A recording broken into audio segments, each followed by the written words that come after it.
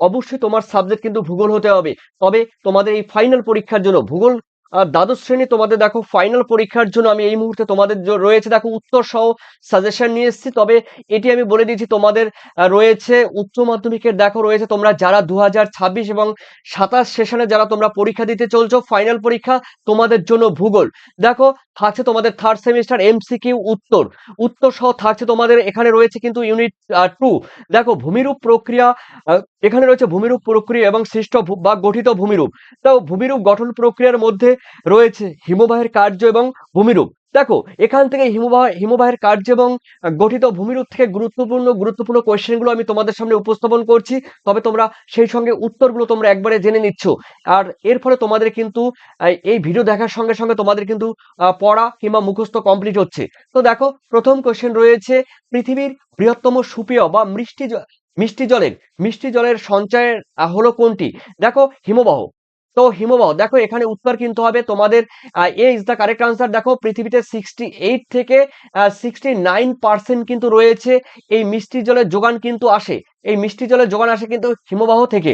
এরপরে রয়েছে দেখো তোমাদের সেকেন্ড কোয়েশ্চেন পৃথিবী পৃষ্ঠের কত বর্গ কিলোমিটার স্থান জুড়ে হিমবাহের অবস্থান লক্ষ্য করা যায়? দেখো হিমবাহের অবস্থান লক্ষ্য করা যায় পৃথিবী ব্যাপী।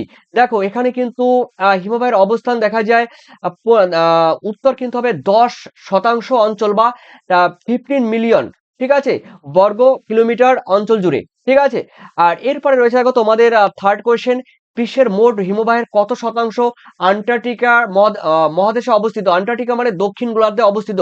দেখো 91%, ঠিক আছে, অর্থাৎ C is the correct answer 91%। এরপরে দেখে নিচ্ছি তোমাদের রয়েছে চারে ফরাসি শব্দ গ্লেস এর অর্থ কি? এর অর্থ হলো বরফ, ঠিক আছে, আইস বা বরফ। দেখে নাও গ্লেস গ্লাসিয়ার কথার মানে হিমবাহ, ঠিক আছে, আর গ্লেস কথার অর্থ হলো কিন্তু বরফ, অর্থাৎ B is the correct answer. এরপরে দেখে নিচ্ছি তোমাদের পাঁচে বলা হয়েছে ভূভাগে অভিকর্ষের টানে চলমান বরফের বিশাল স্তূপকে কি বলে? উত্তর কিন্তু হবে হিমবাহ, ঠিক আছে। অর্থাৎ বলতে পারো উচ্চ পার্বত্য অঞ্চলে বিশাল বরফের স্তূপ যখন পাহাড়ে ঢালবে মাধ্যাকর্ষণ শক্তির প্রভাবে নিচ দিকে নেমে আসে তখন তাকে বলা হয় হিমবাহ বা গ্লাসিয়ার। এরপরে রয়েছে দেখো তোমাদের ছয়ে চাপ বৃদ্ধির সঙ্গে বরফের গলন এবং পুনরায় চাপ হ্রাসজনিত কারণে বদ্ধকরণকে কি বলা হয়? উত্তর কিন্তু হবে পুনঃশীলী ভবন, ঠিক আছে, পুনঃশীলী ভবন, অর্থাৎ তোমাদের C is the correct answer. এরপরে দেখে নিচ্ছি 7 নম্বর কোয়েশ্চেনে কোন হিমবাহটি ভারতে অবস্থিত? দেখো এখানে কিন্তু সিয়াচেন রয়েছে, এগুলো রয়েছে তোমার চীনে রয়েছে কিংবা তিব্বতে, ঠিক আছে, এগুলো। আর উত্তর কিন্তু হবে দেখো অ্যাকচুয়ালি গঙ্গোত্রী, ঠিক আছে, গঙ্গোত্রী, ওকে, অর্থাৎ C is the correct answer. এরপরে দেখে নিচ্ছি তোমাদের আটে একটি একটি সাধারণ হিমবাহের দৈনিক এবং বার্ষিক গড় গতিবেগ কত? 25 সেন্টিমিটার। দেখো উত্তর কিন্তু হবে এ ইজ দ্য কারেক্ট আনসার। এরপরে রয়েছে দেখো তোমাদের ডবল স্টার রয়েছে নয় পৃথিবীর সব থেকে দ্রুতগামী প্রতিদিন 46 মিটার হিমবাহটি প্রবাহিত, অর্থাৎ তুমি যেখানে দাঁড়িয়ে আছো এখান থেকে 46 মিটার কিন্তু প্রত্যেক দিন এই হিমবাহটি প্রবাহিত হয়। তার নাম গ্রিনল্যান্ডের দেখো জেকবসন, ঠিক আছে, গ্রিনল্যান্ডের জেকবসন, অর্থাৎ তোমাদের B is the correct answer. এরপরে দেখে নিচ্ছি আমি 10 নম্বরের পৃথিবীর সব থেকে ধীরগতি প্রতিদিন 3 থেকে 4 মিটার হিমবাহটি মানে চলাচল করে, মানে ধীরগতি। উত্তর কিন্তু হবে মেসার্প। দেখো আন্টার্কটিকার মেসার্প, অর্থাৎ এ ইজ দ্য কারেক্ট আনসার মেসার্প। এরপরে রয়েছে দেখো তোমাদের 11 নম্বর ডবল স্টার অতি সূক্ষ্ম দানাযুক্ত হালকা ফরাসি শব্দ পেঁজা তুলোর মতো আলগা তুষার কণাকে কি বলা হয়? নেভে বলা হয়, অর্থাৎ B is the correct answer. এরপরে রয়েছে দেখো তোমাদের 12 জার্মান শব্দ ফার্ন কথার অর্থ হলো কি? ফার্ন কথার অর্থ হলো অফ লাস্ট ইয়ার, অর্থাৎ তোমাদের D is the correct answer of last year, ঠিক আছে, অফ লাস্ট ইয়ার। এরপরে রয়েছে দেখো তোমাদের 38-এ একটু মিস্টেক আছে, এটা হবে তোমাদের দাগ নাম্বার মিস্টেক হয়েছে। নেভের উপর পুনরায় তুষারপাত হলে নিচের তুষারগুলো ক্রমশ জমাটবদ্ধ হলে কঠিন ও ঘনত্ব ক্রমশ বৃদ্ধি পেতে থাকে তখন একে কি বলে? তখন একে ফিন বা ফার্ন বলে, ঠিক আছে, ফিন বা ফার্ন বলে। এরপর আমরা দেখে নিচ্ছি তোমাদের 13তে রয়েছে হিমবাহের সম্মুখভাগের আকৃতি অনেকটা জীবের মতো হলে তখন তাকে বলা হয় স্নাউট, অর্থাৎ B is the correct answer snout, ঠিক আছে, অনেকটা এরকম টাইপের আমি বলে দিচ্ছি, জীবের মতো অনেকটা এরকম দেখায়, ঠিক আছে, যাকে বলা হয় স্নাউট। ওকে, এরপরে রয়েছে দেখো তোমাদের 14তে রয়েছে কোন উপযুগে 26 লক্ষ বছর আগে পৃথিবীর প্রায় 1/3 মহাদেশীয় হিমবাহ দ্বারা ঢাকা ছিল? গ্লিস্টোসিন যুগে। অর্থাৎ এই ইজ দ্য কারেক্ট আনসার, গ্লিস্টোসিন যুগে। এরপরে তোমাদের মেলাতে হবে 15 মহাদেশীয় হিমবাহ সঞ্চয়ের পরিমাণ। দেখো বাম স্তম্ভের সঙ্গে ডান স্তম্ভ মেলাতে হবে। আর মহাদেশীয় হিমবাহ, এখানে দেখো একটা কথা মাথায় রাখবে, মহাদেশীয় গ্রিনল্যান্ডের হিমবাহ তো সব থেকে বেশি আমরা জানি। তো মহাদেশীয় হিমবাহ, এই মহাদেশীয় হিমবাহের মধ্যে একদম সব থেকে বেশি রয়েছে 100% মহাদেশীয় হিমবাহ। ঠিক আছে, মহাদেশীয় হিমবাহ। ওকে, এরপরে রয়েছে দেখো তোমাদের রয়েছে, পরে রয়েছে দেখো মহাদেশীয় হিমবাহ তোমরা 100% ধরো। এরপরে রয়েছে আন্টার্কটিকা। এই আন্টার্কটিকায় রয়েছে কিন্তু 85% আইসল্যান্ড। আইসল্যান্ড তোমরা জানো, আইসল্যান্ড রয়েছে, এই আইসল্যান্ডে মোটামুটি রয়েছে তোমাদের 11%, ঠিক 4%, আইসল্যান্ডে রয়েছে 4%। ওকে, আর গ্রিনল্যান্ডে রয়েছে 11%। ওকে, তোমরা মিলিয়ে দিলে। তো মহাদেশীয় হিমবাহের পরিমাণ দেখো রয়েছে 100%, তারপরে আন্টার্কটিকা 85%, তারপরে তোমাদের রয়েছে আইসল্যান্ডে 4 আর গ্রিনল্যান্ডে 11। এরপর আমরা দেখে নিচ্ছি, তো পরের কোয়েশ্চেন রয়েছে দেখো ট্রিপল স্টার, খুবই গুরুত্বপূর্ণ কোয়েশ্চেন। মহাদেশীয় হিমবাহের বরফ মুক্ত পর্বতশৃঙ্গকে কি বলা হয়? নুনাটক্স। অর্থাৎ C is the correct answer. অর্থাৎ বরফ মুক্ত, দেখো এটি মহাদেশ রয়েছে, মহাদেশের মধ্যে একটি পর্বতশৃঙ্গ রয়েছে। তো এখানে বলা হয়েছে বরফ মুক্ত পর্বত, সেখানে কিন্তু বরফ নেই, এই জায়গাটা কিন্তু বরফ নেই, এগুলো কিন্তু বরফ। তো এই অঞ্চলটাকে বলা হয় কি? নুনাটক্স। ঠিক আছে, তার মানে উত্তর কিন্তু হবে তোমাদের C is the correct answer. C is the correct answer. এরপরে দেখে নিচ্ছি তোমাদের ডবল স্টার, পৃথিবীর বৃহত্তম মহাদেশীয় হিমবাহ কোনটি? উত্তর কিন্তু হবে ল্যাম্বার্ট হিমবাহ। অর্থাৎ এ ইজ দা কারেক্ট আনসার। এরপরে রয়েছে তোমাদের 18 পৃথিবীর বৃহত্তম উপত্যকা হিমবাহের নাম কি? পৃথিবীর বৃহত্তম উপত্যকা হিমবাহের নাম হলো আলাস্কা। আলাস্কার হুবার্ট হুবার্ট হিমবাহ। এরপরে 19-এ রয়েছে কোন ধরনের হিমবাহ হিমবাহে ক্রেভাস উপস্থিতি বেশি মাত্রায় লক্ষ্য করা যায়? কোন ধরনের হিমবাহের ক্রেভাসের উপস্থিতি বেশি মাত্রায় লক্ষ্য করা যায়? উপত্যকা হিমবাহের ক্রেভাসের দেখো মাত্রা বা উপস্থিতি বেশি করে লক্ষ্য করা যায়। এই ইজ দা কারেক্ট আনসার। 20-তে দেখে নিচ্ছি ভারতের কারাকোরাম পর্বতের দীর্ঘতম উপত্যকা হিমবাহটির নাম কি? সিয়াচেন। সিয়াচেন রয়েছে কিন্তু কারাকোরামে। এর দৈর্ঘ্য প্রায় 74 কিংবা কোনো জায়গায় রয়েছে 72 কিলোমিটার। ওকে, এরপর আমরা, এটি ভারতের দীর্ঘতম। এরপরে রয়েছে 21-এ পৃথিবীর বৃহত্তম মহাদেশীয় হিমবাহের নাম কি? আলাস্কার মালাস্পিনা। অর্থাৎ তোমাদের 20 দা কারেক্ট আনসার, আলাস্কার মালাস্পিনা। এরপরে রয়েছে 22-এ হিমবাহের পাদদেশীয় অংশে বক্রাকার সম্মুখ ভাগের ভাগকে কি বলা হয়? উত্তর কিন্তু হবে হিমবাহ লোভ। ঠিক আছে, অর্থাৎ D is the correct answer, হিমবাহ লোভ। এরপরে রয়েছে দেখো তোমাদের 23-এর শীতকালে হিমরেখার উচ্চতা কি পরিবর্তন লক্ষ্য করা যায়? দেখো শীতকালে হিমবাহের উচ্চতা কিন্তু অর্থাৎ হিমবাহ যদি থাকে এই এই রেখা বরাবর, হিমরেখা যদি এখানে থাকে, শীতকালে কিন্তু নিচ দিকে নেমে আসে। অর্থাৎ শীতকালে হিমরেখার উচ্চতা কি হয়? তাহলে কমে যায়, উচ্চতা বেশি হয় না, উচ্চতা কমে যায়। তার মানে উত্তর কিন্তু হবে এ ইজ দা কারেক্ট আনসার। এরপরে কোশ্চেন দেখো তোমাদের 24-এ বলা হয়েছে হিমশৈলের যে অংশ সমুদ্রের জলের তলে অবস্থান করে থাকে সেটি কত অংশ? দেখো সেটি উত্তর কিন্তু হবে এ ইজ দা কারেক্ট আনসার, 8/9 অংশ। ঠিক আছে, অর্থাৎ তোমাদের এ ইজ দা কারেক্ট আনসার। এরপরে রয়েছে দেখো তোমাদের 25, ভূপৃষ্ঠের উপরে যে কাল্পনিক সীমারেখার উপর সারা বছর তুষার জমে জমে থাকে অথবা যার নিচে তুষার গলে জলে পরিণত হয় তখন তাকে কি বলে? তখন তাকে বলা হয় কিন্তু হিমরেখা বা হিমরেখা, হিমরেখা বা হিমরেখা। এরপরে রয়েছে দেখো তোমাদের 26-এ কার মতে সর্বদা বরফাচ্ছাদিত অঞ্চলের নিম্নতম প্রান্ত রেখা হলো হিমরেখা বা হিমরেখা? কোন ভূবিজ্ঞানী বলেছে? মঙ্কহাউস। উত্তর কিন্তু হবে দেখো D is the correct answer, মঙ্কহাউস। ঠিক আছে, এরপরে রয়েছে তোমাদের 28-এ বলা হয়েছে নিরক্ষীয় অঞ্চলের অর্থাৎ 0 ডিগ্রি তাপমাত্রায় কত মিটার উচ্চতায় হিমরেখা অবস্থান করে? দেখো এই হিমরেখা বা হিমরেখা অবস্থান করে কিন্তু 6,000 মিটার। অর্থাৎ দেখো এটি পাহাড়, পাহাড়ের কত মিটার উচ্চতায়, কত মিটার উচ্চতায় হিমরেখা বা হিমরেখা অবস্থান করবে সেগুলো কিন্তু অক্ষাংশের উপর ডিপেন্ড করে। মেরু অঞ্চলে বা মহাদেশীয় হিমবাহ বা বিশেষ করে মেরু অঞ্চলে, সুমেরু বা কুমেরু অঞ্চলে হিমবাহ প্রায় সমুদ্রের মানে হিমরেখার উচ্চতা কিন্তু সমুদ্রের পৃষ্ঠ লাগোয়া অবস্থান করে, কিন্তু নিরক্ষীয় অঞ্চলে উচ্চতা বেশি। তারপরে রয়েছে আফ্রিকা বা আমাদের রয়েছে হিমালয় পার্বত্য অঞ্চলের হিমরেখার উচ্চতা কিন্তু আপ ডাউন করবে, এগুলো এগুলো কিন্তু অক্ষাংশ ভেদে কিন্তু এর অবস্থান লক্ষ্য করা যায়। ঠিক আছে, এরপরে দেখে নিচ্ছে 28-এ বলা হয়েছে উচ্চতা বাড়লে হিমরেখার উচ্চতা বাড়ে, উষ্ণতা কমলে উষ্ণতা কমলে দেখে হিমরেখার উচ্চতা হিম হিমরেখার উচ্চতা কি হয়, কমে। দেখো এটি কিন্তু একটু আগেই বললাম অক্ষাংশ ভেদে, অর্থাৎ এ ইজ দ্য কারেক্ট আনসার। এরপরে রয়েছে দেখো তোমাদের রয়েছে 29, ঋতু পরিবর্তনের সঙ্গে সঙ্গে সঙ্গে হিমরেখার উচ্চতা কি করে, হ্রাস বৃদ্ধি ঘটে, অর্থাৎ A C is the correct answer, হ্রাস বৃদ্ধি ঘটে। এরপরে 30-এ রয়েছে গ্রীষ্মকালে ও শীতকালে হিমালয় পর্বতের হিমবাহ অবস্থান করে কত মিটার উচ্চতায়। উত্তর কিন্তু হবে দেখো উত্তর কিন্তু হবে 4600 মিটার থেকে 3800 মিটার পর্যন্ত। এগুলো কিন্তু গ্রীষ্মকালে কিন্তু দেখো 4600 মিটার মানে একটু অনেক উচ্চতায় অবস্থান করে, আর শীতের সময় কিন্তু এর উচ্চতা অনেকটা কমে যায়, তাই 3800 মিটার পর্যন্ত হয় এই হিমরেখার অবস্থান, বিশেষ করে হিমালয় পার্বত্য অঞ্চলে। এরপরে চলো দেখে নিচ্ছি তোমাদের 31-এ বলা হয়েছে উত্তর আমেরিকার রকি পর্বতের পূর্ব ঢালে যে বায়ু প্রবাহিত হয় তার নাম কি।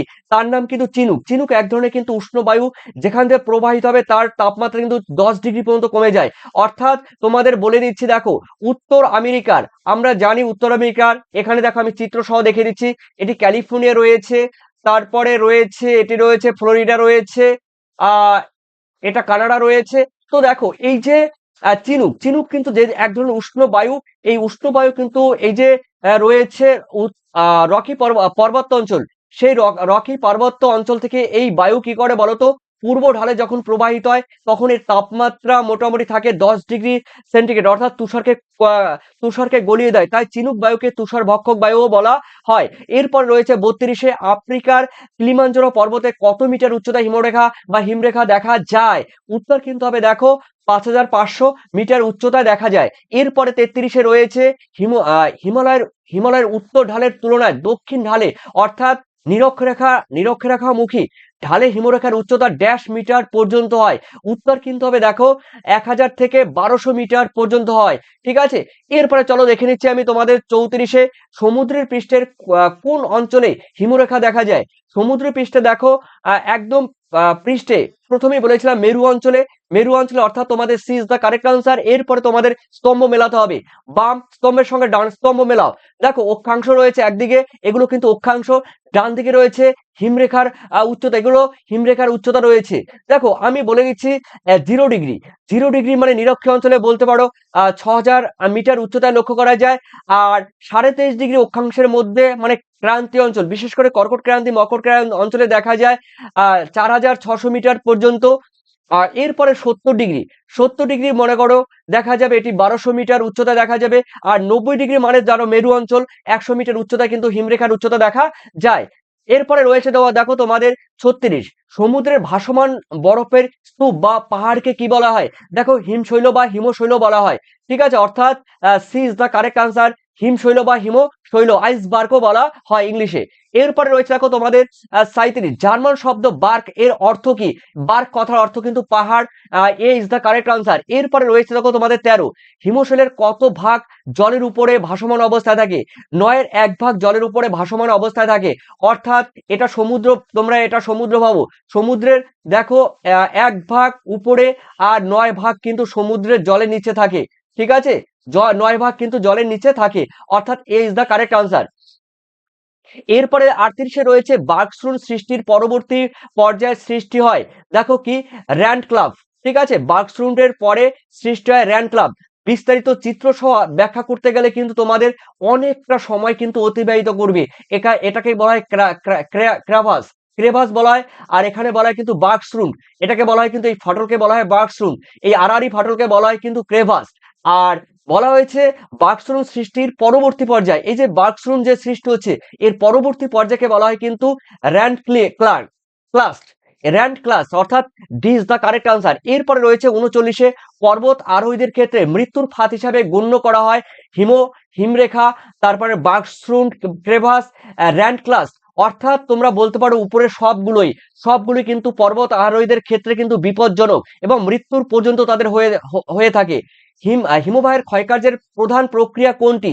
উত্তর কিন্তু হবে ঘর্ষণ। B is the correct answer. এরপরে রয়েছে, দেখো তোমরা ক্লাস 10 পড়েছো এগুলো, ইউ আকৃতির উপত্যকা কোন প্রক্রিয়ায় সৃষ্টি হয়? হিমবাহ। ঠিক আছে, হিমবাহ বা গ্লাসিয়ার। এরপরে রয়েছে 42-এ সার্ক। সার্ক কি? সার্ক রয়েছে, দেখো হিমবাহের ক্ষয়জনিত কিন্তু গহ্বর হলো এই সার্ক। সার্ক, ঠিক আছে। এরপরে রয়েছে দেখো তোমাদের 43-এর অ্যারেট বা অ্যারিটিক।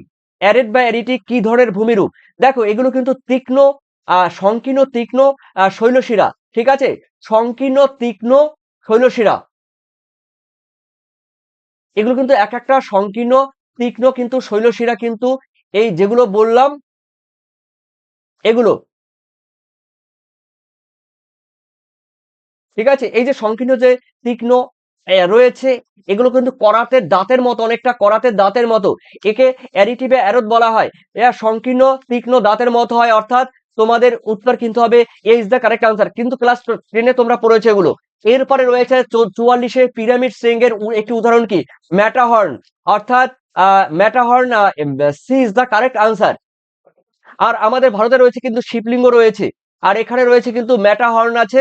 এরপরে রয়েছে তোমাদের 45-এ হিমবাহের ক্ষয়কার্যের ফলে সৃষ্ট কোন ভূমিরূপ গঠিত হয়? দেখো এখানে সঞ্চয়কার্য বলেছে। এই সঞ্চয়কার্যের ফলে উত্তর কিন্তু হবে মোরেন বা হিমবাহ। ঠিক আছে, কিন্তু গ্রাফ রেখা। গ্রাফ রেখা, এই মোরেন কথার বাংলা হলো গ্রাফ রেখা। এই গ্রাফ রেখা বা মোরেন তৈরি হয়, আর এটা কিন্তু ক্ষয়কার্যের ফলে হয়। প্লাবনভূমি এগুলো কিন্তু হবে না, তার উত্তর কিন্তু হবে এ ইজ দ্য কারেক্ট আনসার। এরপরে রয়েছে তোমাদের 46-এ 500 মোরেন কোথায় জমা হয়? হিমবাহের দুপাশে। হিমবাহের দুপাশে 500 একে 500 গ্রাফ রেখাও বলা হয়। ঠিক আছে, হিমবাহের দুপাশে যখন জমা হয় তখন থেকে 500 গ্রাফ রেখা বলা হয়। আর মধ্যভাগে জমা হলে কিন্তু মধ্য গ্রাফ রেখা, আর নিচে জমা হলে কিন্তু ভূমি ভূমি গ্রাফ রেখা। ঠিক আছে, এরকম রয়েছে কিন্তু ক্লাস 10-এ কিন্তু পড়েছো। এরপরে 47-এ মধ্য গ্রাফ রেখা সৃষ্টি হয় কিভাবে? দেখো মধ্য গ্রাফ রেখার সৃষ্টি হয় দুটি হিমবাহের মধ্যবর্তী অঞ্চলে, অর্থাৎ দুই পার্শ্বের মোরেনের মিলিত হয়ে। ধরো আহ একটি হিমবাহ রয়েছে আর একটি হিমবাহ রয়েছে। তো এই হিমবাহ প্রবাহ কালে এই যে মাঝখানে মাঝখানে কিন্তু অনেক সময় নুড়ি পলি বালি কাকড় জমা হয়ে কিন্তু এই মধ্য গ্রাফ রেখা সৃষ্টি হয়। মানে এটা একটি এখানে একটি গ্রাফ রেখা, এখানে একটি হিমবাহ রয়েছে, ধরো একটি হিমবাহ রয়েছে। দুই পাশের হিমবাহ যখন জমা হয়ে নুড়ি পলি বালি জমা হয়ে দুই পাশ থেকে জমা হয়ে কি হয় বলতো? মধ্য গ্রাফ রেখা তৈরি হয়। ড্রামলিন। ড্রামলিন কিন্তু আমরা জানি ডিম্বাকার হিমবাহ সঞ্চিত কিন্তু ভূমিরূপ। এটি কিন্তু একটি সঞ্চয়জাত ভূমিরূপ। ডিম ভর্তি ঝুরির ন্যায়, তোমরা জানো ক্লাস 10-এ পড়েছো। ডিম ভর্তি কিন্তু ঝুরির ন্যায় দেখা যায় কিন্তু এই মোরেন।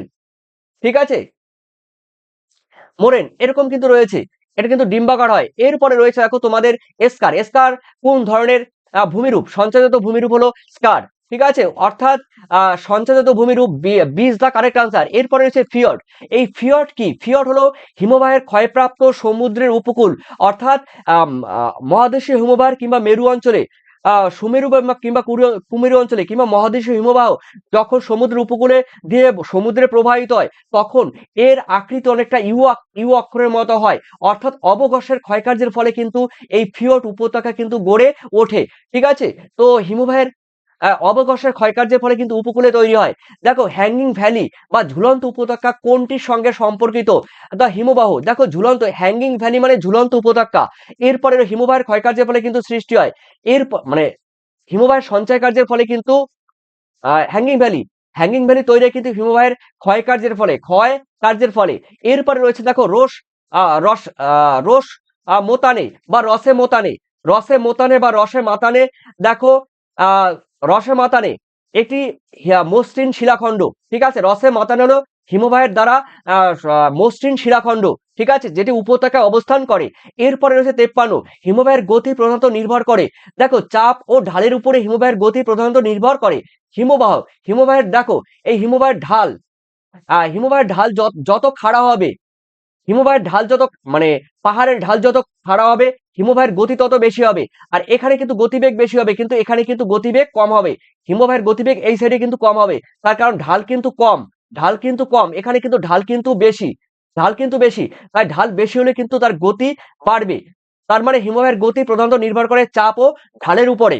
এরপরে চলো রয়েছে তোমাদের 54, কোনটি কোনটি হিমবাহ ক্ষয়জাত ভূমিরূপ নয়?